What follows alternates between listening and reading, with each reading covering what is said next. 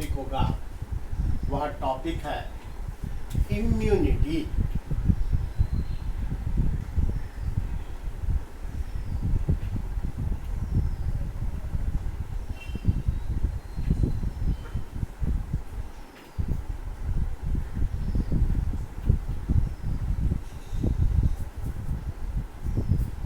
Immunity या जिसे हिंदी में प्रतिरक्षा कहा जाता है।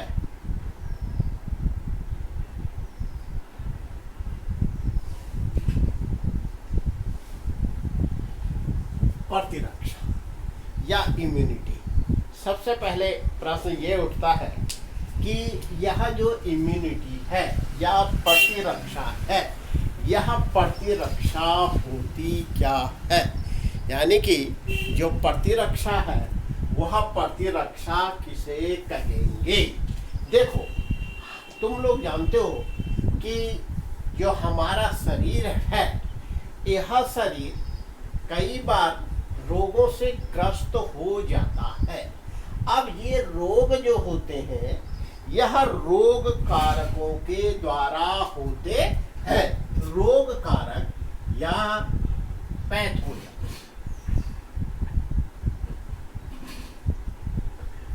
जो पैथोजन्स है, ये पैथोजन्स रोग को हमारे शरीर में उत्पन्न कर देते हैं। तो इन पैथोजन से जो हमारी जो बॉडी है वह बॉडी बचाव करती है, और बचाव करने के लिए हमारी बॉडी की जो पावर होती है, शरीर की जो सामर्थ्य होती है, उसे ही हम इम्यूनिटी या प्रतिरक्षा कहते हैं। यानी कि पैथोजन से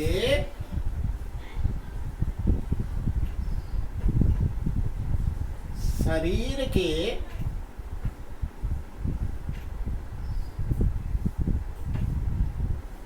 बचाव की सामर्थ्य या क्षमता, क्या है ये इम्यूनिटी? ये इम्यूनिटी है पैथोजन से शरीर के बचाव की सामर्थ्य। अब ये जो इम्यूनिटी है, यह इम्यूनिटी किस किस प्रकार की हो सकती है, उससे पहले हम ये जान लेंगे जो इम्यूनिटी है या प्रतिरक्षा है, इस प्रतिरक्षा के जो जनक है या फादर ऑफ जो इम्यूनिटी है वह कौन है? तो जो फादर ऑफ इम्यूनिटी है, फादर ऑफ इम्यूनिटी, ये दो वैज्ञानिकों को कहा जाता है। ये दो वैज्ञानिक जो है वो है लुईस पास्चर,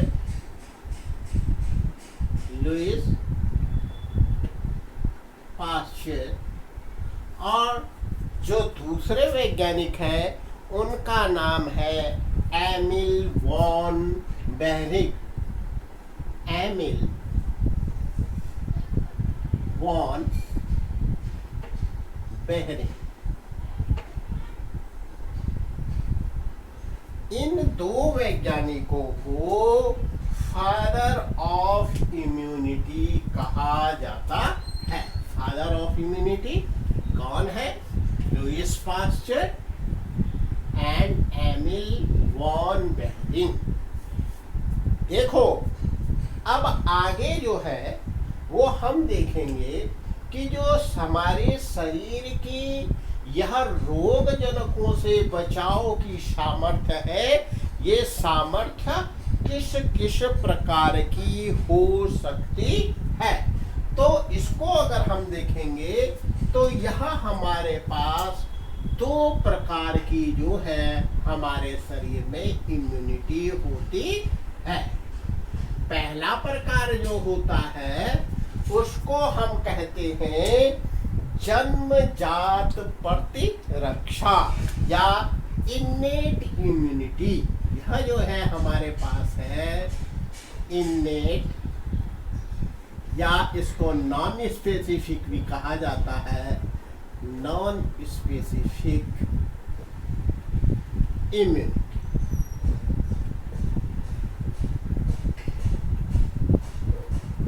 और दूसरे प्रकार की जो इम्यूनिटी होती है वह है एक्वायर्ड इम्यूनिटी। एक्वायर्ड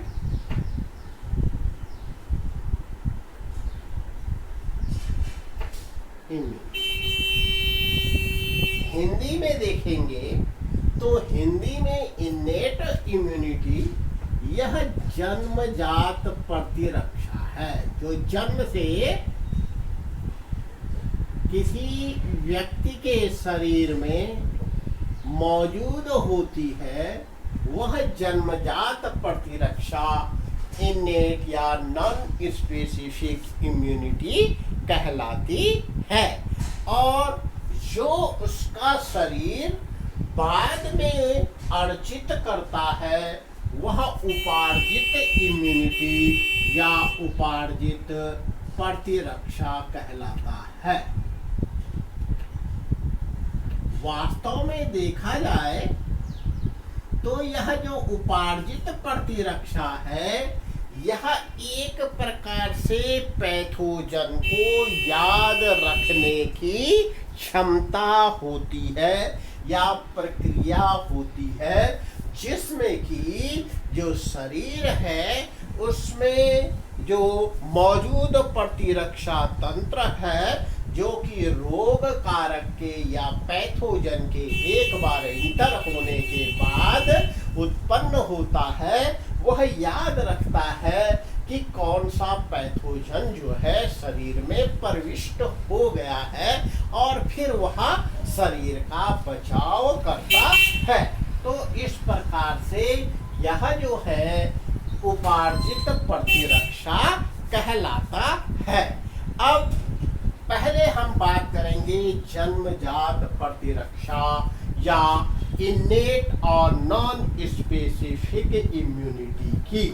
देखो, यह जो नॉन स्पेसिफिक इम्यूनिटी है या जन्मजात प्रतिरक्षा है, इसमें कुछ जो है बैरियर होते हैं हमारे शरीर के, यानी प्रतिरोध होते हैं जो कि पैथोजन को हमारे शरीर में प्रविष्ट होने से रोकते हैं या उनके प्रविष्ट हो जाने पर उनको नष्ट करने का काम करते हैं। अब ये बैरियर भी जो है, ये बैरियर भी दो प्रकार के हो सकते हैं। कौन कौन से दो प्रकार के बैरियर होते हैं? एक बैरियर जो है उसको हम कहते हैं एक्सटर्नल बैरियर्स।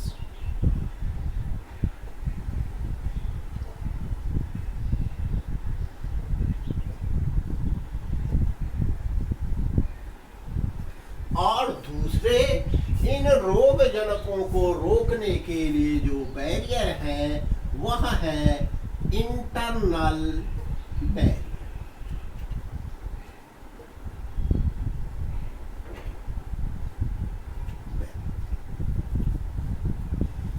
जो कि हमारे शरीर के अंगों से बाहर जो क्या होंगे, प्रतिरोध होंगे, वह एक्सटर्नल बैरियर्स कहलाएंगे, और जो अंगों के भीतर होंगे वह इंटरनल बैरियर कहलाते हैं। अब इन एक्सटर्नल बैरियर को पुनः हम जो है दो भागों में विभाजित कर सकते हैं। ये जो दो भाग जिनमें हम इनको विभाजित कर सकते हैं, यह पहले जो है वह है फिजिकल बैरियर्स। फिजिकल, शारीरिक।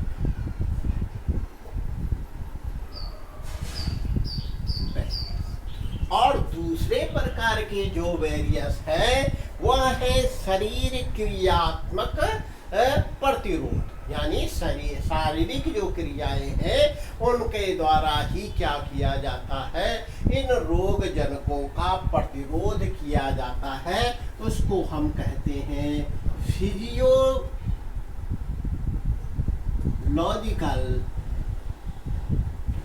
बैरियर्स। फिजियोलॉजिकल बैरियर्स, आइए सबसे पहले बात करते हैं हम लोग जो फिजिकल बैरियर्स हैं। इन फिजिकल बैरियर्स में हमारे पास मुख्य रूप से जो हमारी स्किन है, हमारे हेयर है, ये जो है फिजिकल बैरियर का काम करते हैं। बहुत सारे जो क्या है रोग को उत्पन्न करने वाले कारक हैं, उनको हमारी जो त्वचा होती है, स्किन होती है, वह शरीर में प्रविष्ट होने से रोक देती है, उनकी एंट्री को बैन कर देती है।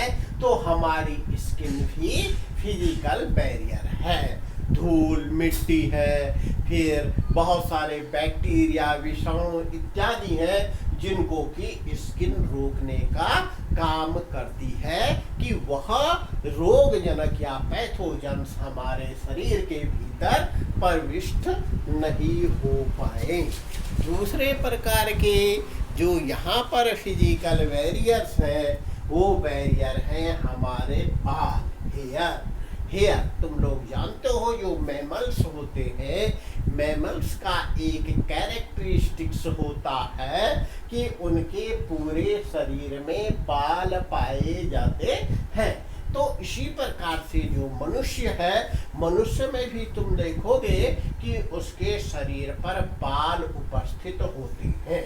बहुत सारे जो क्या है बैक्टीरिया, धूल इत्यादि, कहने का मतलब जो रोग कारक हैं वह हमारे बालों में ही उलझ जाते हैं और शरीर के भीतर प्रविष्ट नहीं हो पाते हैं। जिस प्रकार से तुम देखोगे जो हमारी नेजल कैविटी होती है, इस नेजल कैविटी के भीतर भी हेयर पाए जाते हैं, बाल पाए जाते हैं, और म्यूकस के साथ जो म्यूकस जो है इनसे चिपक जाती है और साथ ही साथ ये हेयर वहाँ पर जाल बना देते हैं, जिससे कि जो पैथोजेंस हैं या फिर जो पॉल्यूटेंट्स वगैरह है वह हमारे शरीर के भीतर प्रविष्ट नहीं हो पाते हैं।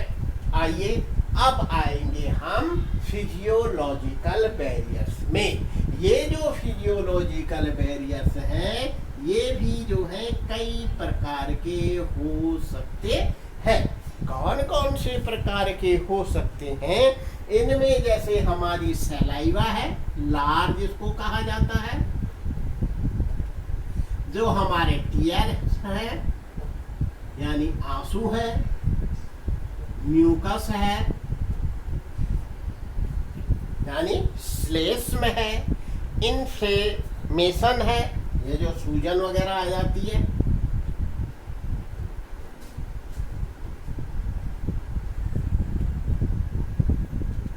या फिर जो फीवर है, क्योंकि ये भी फिजियोलॉजिकल कारणों से उत्पन्न होते हैं, इसलिए इन्हें हमने फिजियोलॉजिकल बैरियर्स के भीतर इन्फ्लेमेशन और फीवर को भी रख दिया जाता है। देखो, अभी मैंने बात करी थी कि जो हमारे शरीर के विभिन्न अंग होते हैं, इन विभिन्न अंगों में म्यूकस मेम्ब्रेन पाई जाती है। पहले मैं ये म्यूकस मेम्ब्रेन ही बता रहा हूँ। तो ये म्यूकस मेम्ब्रेन क्या काम करती है? यह पैथोजेंस को रोक देती है, अंगों के भीतर प्रविष्ट नहीं होने देती है। जब वहाँ अंगों के भीतर प्रविष्ट नहीं हो पाते हैं तो रोग भी उत्पन्न नहीं होता है। दूसरा जो है वह है हमारी सलाइवा, हमारी लार। और लार तुम जानते हो, मुंह के भीतर कोई चीज चली जाती है, हमारी लार निकलती है। लार में मौजूद जो तत्व होते हैं वह उन पैथोजेंस को नष्ट कर देते हैं, या फिर लार के साथ उसे हम अपने मुंह से बाहर थूक देते हैं।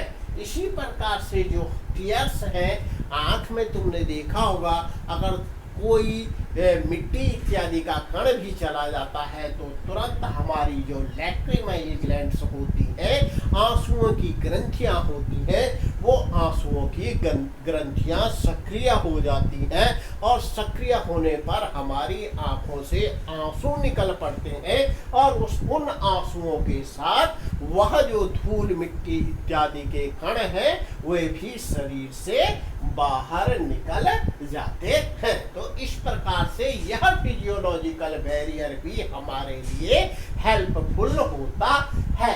या फिर अचानक कहीं हमारे चोट इत्यादि लग जाती है ऐसी चोट जिसमें कि रक्त बाहर नहीं बहता है, तो तुमने देखा होगा कि वहां पर सूजन आ जाती है। असल में वहां पर जो हिस्टामिन्स इत्यादि जो पदार्थ होते हैं उनका सिक्रीशन प्रारंभ हो जाता है और उनका सिक्रीशन प्रारंभ होने पर सूजन आए हुए भाग जो है वह गर्म हो जाता है और गर्म होने पर जो पैथोजेंस होते हैं उनको वह बढ़ने नहीं देता है। यानी ऐसा टेम्परेचर और ऐसे रसायन क्रिएट हो जाते हैं जो कि पैथोजेंस को नष्ट करने का काम कर देते हैं।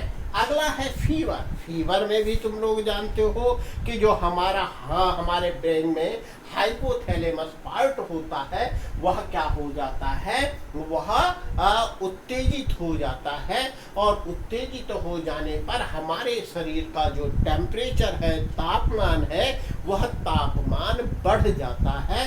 तापमान के बढ़ने से जो बैक्टीरिया इत्यादि जो पैथोजेंस होते हैं वे समाप्त हो जाते हैं। इस प्रकार से यह एक्सटर्नल बैरियर्स जो होते हैं वह इम्यूनिटी जो है का कार्य करते हैं, प्रतिरक्षा का कार्य करते हैं, हमारे शरीर का बचाव करते हैं। दूसरा अब आएंगे हम जो इंटरनल बैरियर्स होते हैं।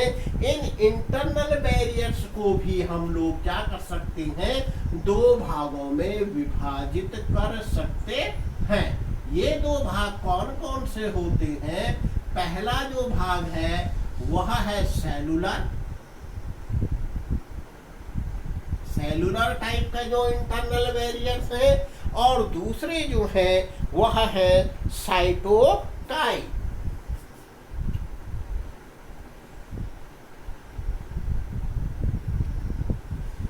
या इनको जो है हम लोग एंटी माइक्रोबियल सब्सटेंसेस भी कह सकते हैं। Anti microbial substances.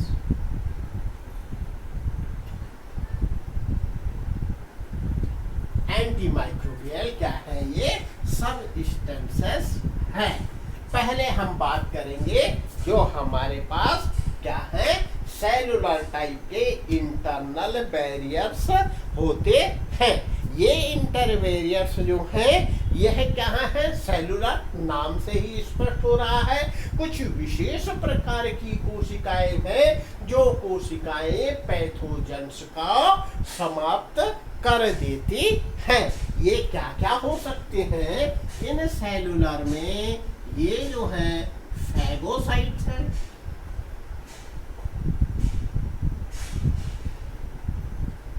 Killer cell है,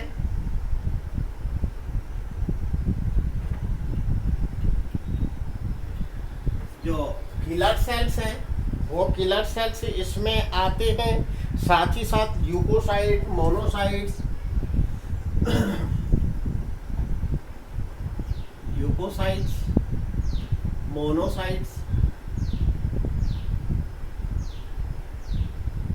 ये विशेष प्रकार की कोशिकाएं होती हैं जो कि ये हमारे शरीर में प्रतिरक्षा का कार्य करती हैं। फैगोसाइट्स जो होते हैं यह चल कोशिकाएं होती हैं, मोटाइल सेल होते हैं, यानी एक स्थान से दूसरे स्थान तक जा सकते हैं। यह साथ ही साथ जो उत्तक द्रव्य है उस उत्तक द्रव्य के भीतर भी प्रविष्ट हो जाते हैं और वहां पर मौजूद जो पैथोजेंस होते हैं उनका भक्षण कर देते हैं। किलर सेल्स जो है वो भी इसी प्रकार से कार्य करते हैं, लेकिन ये जो किलर सेल्स होते हैं इनका जो साइज होता है यह साइज बड़ा होता है। साथ ही साथ ये क्या करते हैं, जो पैथोजन के सेलुलर मेम्ब्रेन होती है उसके ग्लाइकोप्रोटीन को यह रिकॉग्नाइज करते हैं और उसको रिकॉग्नाइज करने के बाद परफोरिन नामक जो केमिकल होता है ये उसकी सहायता से वे उसकी सेलुलर मेम्ब्रेन को नष्ट कर देते हैं। जब सेलुलर मेम्ब्रेन नष्ट हो जाती है तो वह पैथोजन भी स्वयं एवं नष्ट हो जाता है। ऐसे ही जो ल्यूकोसाइट्स होते हैं जो कि रंगहीन कोशिकाएं होती हैं वे भी पैथोजन्स को नष्ट करती हैं। मोनोसाइट्स है यह भी छोटे छोटे भ्रमणकारी यानी मोटाइल जो है भक्षक अणु होते हैं फैगोसाइट्स की ही तरह। अब आते हैं हम जो साइटोकाइन या एंटी माइक्रोबियल सबस्टेंसेस होते हैं। यह एंटी माइक्रोबियल सबस्टेंसेस जो होते हैं यह दो प्रकार के होते हैं। कौन कौन से दो प्रकार के ये हो सकते हैं? ये जो दो प्रकार के होते हैं इनमें पहला जो है वह है इंटरफेरॉन्स।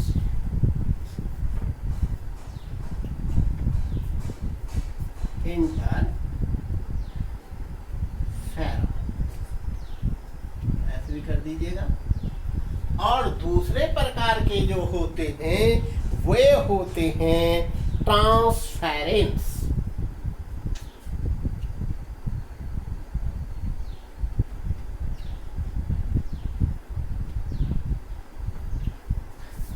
अब ये जो इंटरफेरॉन्स होते हैं इनकी खोज आइजैक लिंडरमैन नामक साइंटिस्ट ने की थी। ये जो इंटरफेरॉन होते हैं जहां पर जो वायरस इफेक्टेड जो सेल्स होते हैं उसके पास बनते हैं और ये इस प्रकार के जो क्या होते हैं यह सबस्टेंसेस है जो कि वायरस के प्रोटीन सिंथेसिस को ब्लॉक कर देते हैं। और जब वायरस का जो प्रोटीन सिंथेसिस होता है वह ब्लॉक हो जाता है तो वायरस अपनी कॉपी नहीं बना पाता है, यानी कि वायरल मल्टीप्लिकेशन नहीं हो पाता है, उनके संख्या नहीं बढ़ पाती है।